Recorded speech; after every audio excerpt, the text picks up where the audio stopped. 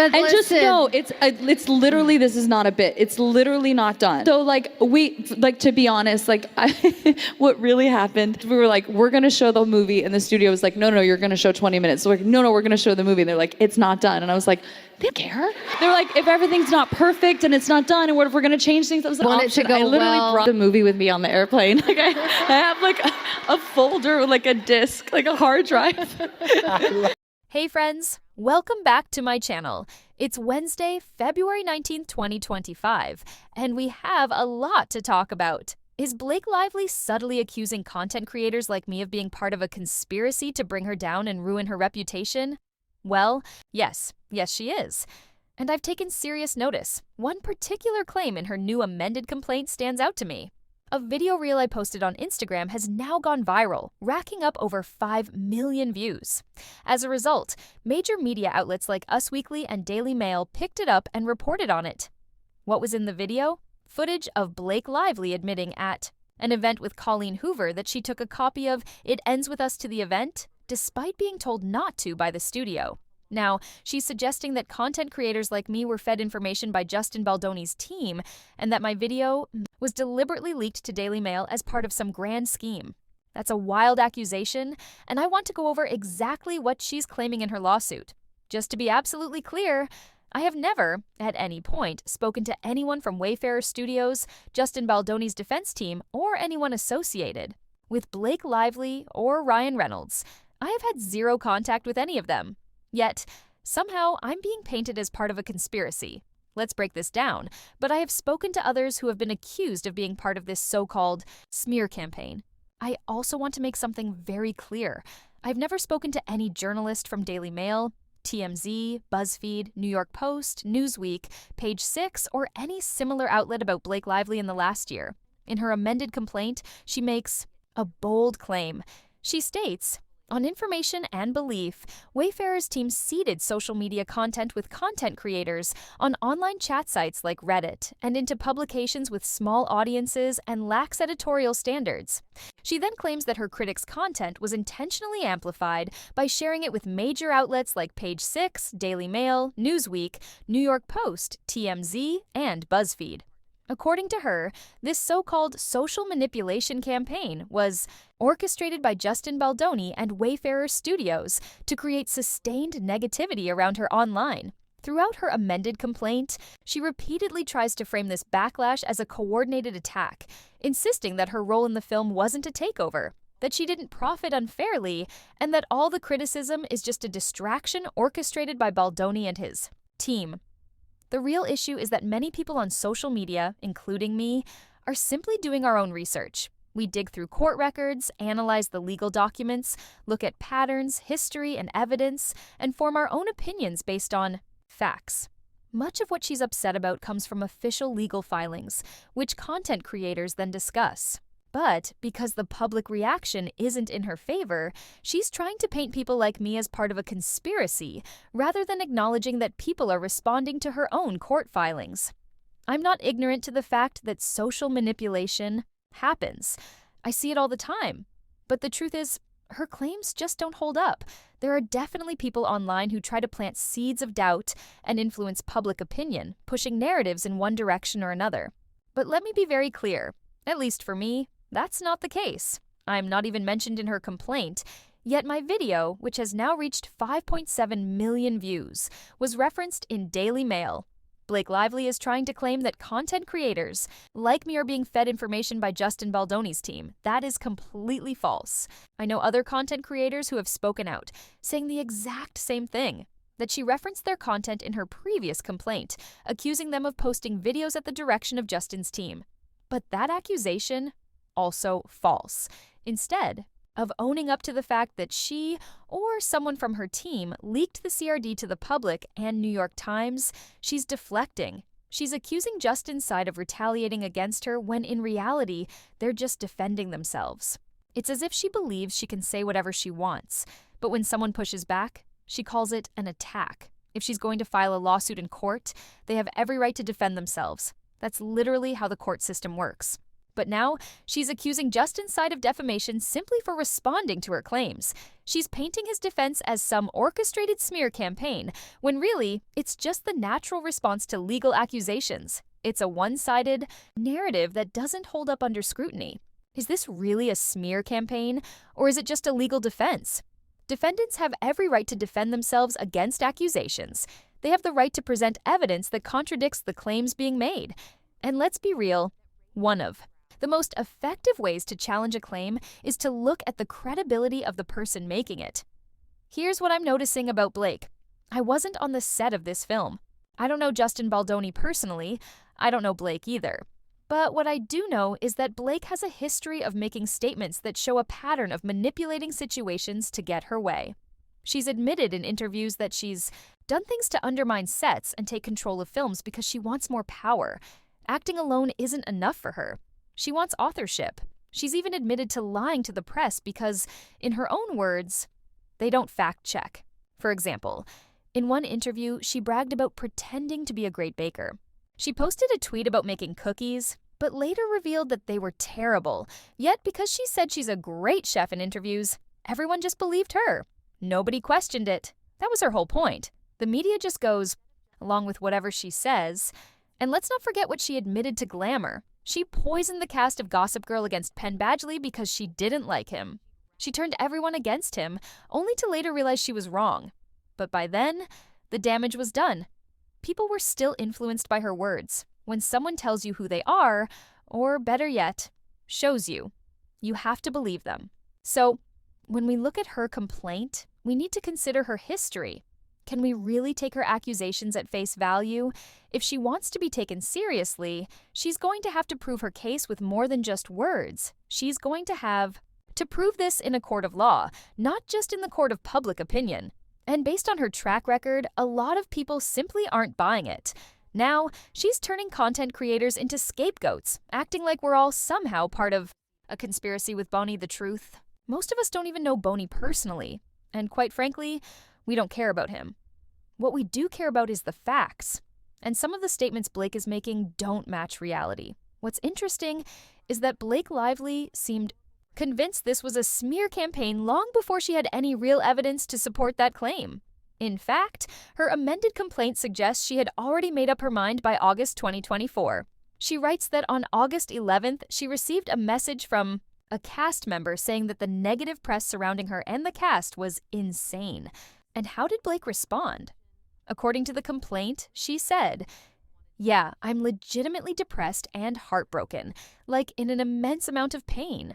I'm sorry it's being aimed at all of us, you included." So, instead of considering the possibility that the backlash had nothing to do with a smear campaign, she immediately assumed it was a targeted attack. She decided this before any real proof was available. Now she's using that assumption to fuel a lawsuit, rather than accepting that people might just be reacting to her actions. She's convincing people that they're under attack, making them feel like victims in a smear campaign. But is there really a smear campaign? That's something she's going to have to prove in court. Right now, based on what's been presented, it doesn't seem like that's the case. One key piece she cites is an email she sent to Christy Hall, the screenwriter of the film. Blake Lively's tendency to manipulate situations and turn people against others is something she has admitted to in the past. So, when I see text messages of her calling Justin an evil sociopath, it raises a big question. Was she trying to manipulate people into turning against him? That's something a jury will have to decide. I'm just a layperson, analyzing the bigger picture. But from what I see, Blake has a pattern. She often finds herself in sticky situations, particularly when it comes to claims of authorship. She's been pushing the idea that she was a writer on this film, even though there was an actual screenwriter who wrote it. And that screenwriter? Christy Hall. She's the one who helped Wayfarer turn this book into a film. But Blake has been making bold claims, saying she wrote certain scenes, which directly affects Christy's credit. Here's an example. Blake publicly claimed that her husband wrote the rooftop scene. But then Christy Hall, on the red carpet, said she wrote it. That's a direct contradiction. This disagreement forced Blake to send an email to Christy to try and smooth things over. That right there is proof of how she tries to control narratives. Instead of owning up to the discrepancy, she attempted to fix it privately, as if she never made the claim in the first place. Here's what Christy Hall had to say about the rooftop scene. My first draft of the scene was about 10 pages long, which obviously was way too much. So the big question was, what do we keep and what do we cut? There was a lot of heavy lifting in that scene, and I'm incredibly proud of the actors for pulling it off. There were so many key moments, from him kicking over a chair to the buildup of intimacy between the characters. It took a lot of revisions to get it just right on paper, and I have to say, Justin and Blake absolutely nailed it when they brought it to life on screen. But here's where it gets interesting. When Blake Lively saw the script, she didn't. Like how the rooftop scene was written, she had a strong reaction to it, and that's where the conflict began. From the very beginning, Blake had her own vision of how the scene should play out. She wasn't just a passive actress following a script. She wanted to reshape it entirely. This led to discussions, rewrites, and tension behind the scenes, sparking debates over who really had creative control. And that's exactly where things started getting complicated. Blake Lively wasn't happy with how Christy Hall wrote the rooftop scene, so she wanted to rewrite it herself. She aimed to reshape the work of Christy and put her own stamp on it. This aligns with what she said before. She wants authorship and control over creative projects. Christy Hall, however, made it very clear that this scene was one of the toughest to write. If you've read the book, you'd know that the rooftop chapter is long with a lot of important moments. But in a film, there's only so much time, so she had to cut it down while keeping the essence intact. Christy praised the actors for their performances, but at no point did she credit Ryan Reynolds for writing the scene, because he didn't. The rooftop scene was written by Christy Hall, and Reynolds is not credited as its writer. Once this issue started gaining attention, Blake needed damage control. She had to act fast and bring Christy on her side. So, in her legal complaint, Blake states that on the same day this controversy broke out, she contacted Christy Hall to smooth things over. She apologized for her offhand comment about Ryan's input in the scene, which had sparked questions. According to Blake, Christy graciously accepted her apology and reassured her that she didn't take it personally. Meanwhile, Blake's complaint also claims that Justin Bologna and Mr. Sarowitz were conspiring with their crisis PR team to twist the narrative. The goal? To use this moment against her and portray Ryan Reynolds as anti-feminist. This situation only raises more questions. Was this truly an orchestrated attack, or was Blake simply trying to rewrite history to suit her version of events? Was from Christy Hall on the red carpet. Later, People magazine ran an article because Blake Lively had publicly stated that Ryan Reynolds wrote the scene. This claim caught people's attention, and they decided to speak directly to Christy Hall to clarify who actually wrote it. That's when damage control kicked in. In her statement to People, Christy Hall made it clear the rooftop scene was one of the hardest to tackle because it was so well written in the book. She admitted that in her first attempt, she tried to follow the novel almost word for word out of respect for the original author, Colleen Hoover. Christy expressed pride in her work, stating that she kept the most important moments while adapting it for film. She gave full credit to Hoover's writing, reinforcing that the scene's essence remained intact. When asked about Ryan Reynolds' involvement, Hall seemed surprised. She wasn't aware that he had contributed to the final version of the dialogue. She mentioned that a few lines stood out, such as the "pretty please with a cherry on top" moment, which she initially assumed was improvised on set. Upon hearing claims that Ryan wrote those lines, she responded positively, saying, "If I'm being told that Ryan wrote that, then great. How wonderful." However, it's important to note that Christy Hall is not a defendant in this case. Her statement makes it clear she wrote the scene, and whatever minor additions were made were likely just small, improvised moments. Yet, Blake Lively is now claiming that Ryan wrote those specific lines. A key takeaway here is that the maraschino cherry reference, which wasn't even in the book, felt like a forced attempt at humor. Some fans thought it came across as cheesy and out of place.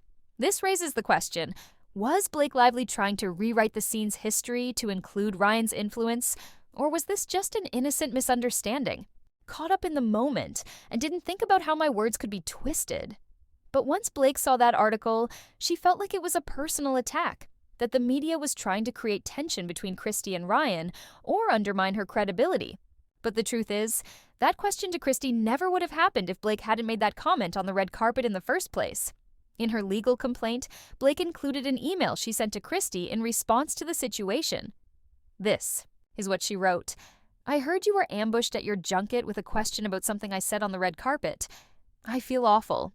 I never would have said anything that I thought could be used against you or anyone.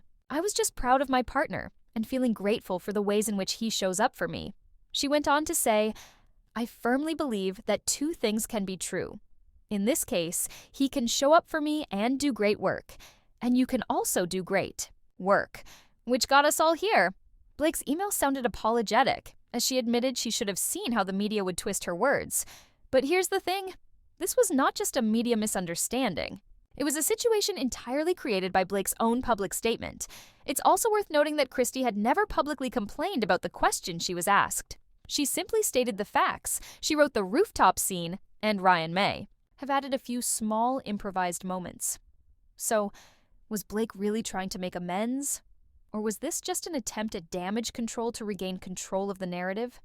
So many things happening at once. Things you may or may not know about. At that moment, I was just trying to focus on love and positivity. And for me, that always comes back to my family. That's why I instinctively mentioned him. It's my safe space. But I was horrified when I realized how that might have affected you. I always try to be thoughtful, to avoid unnecessary drama, but I completely messed up this time. I made a mistake that could have been so easily avoided. And for that, I am deeply sorry. The last thing I ever wanted was to upset you or make you feel bad in any way. That was never my intention. I was simply thinking about how audiences love seeing real-life love on screen, how it can be inspiring. But I should have been more careful with my words, ensuring I acknowledged you properly. And I didn't. I regret that. Over the many days of press interviews, I spoke about you and your work so many times. But of course, the one comment that gets shared back to you is the one where I give my husband credit for some of the unseen work he did on this movie. The truth is, I genuinely couldn't have done it without him. He was my rock throughout the whole process. But that's not something you should have had to deal with or explain. And yet, somehow, it became your burden, even if just for a moment. And here's where things get strange. Blake seems to be suggesting that things happened on set that Christie didn't know about, which feels unnecessary and misleading. Instead of taking accountability for the mistake she made by publicly taking credit for a scene she didn't write, she's now shifting the focus. Christie has already said that minor changes were made, which she assumed were just improvisations. But Blake took that and ran with it, turning it into, my husband wrote the scene, and I was proud of him because I thought audiences would love that. Behind the scenes. But what's clear is that Blake seems to be controlling the narrative in a way that conveniently avoids taking accountability. She mentions that Christie accepted her apology, yet she doesn't provide any proof of Christie's response. That in itself is strange. And here's something else. Blake blamed content creators for amplifying certain clips and turning them into viral articles, but this very issue with Christie was sparked by Blake's own statements. It's ironic that she's calling out creators when, in reality, she set this entire situation into motion. The real issue here? Ego. If Blake had simply stuck to being an actress, rather than trying to claim authorship, the rooftop scene wouldn't have become such a controversy. The book already had an author, and the screenplay already had a writer.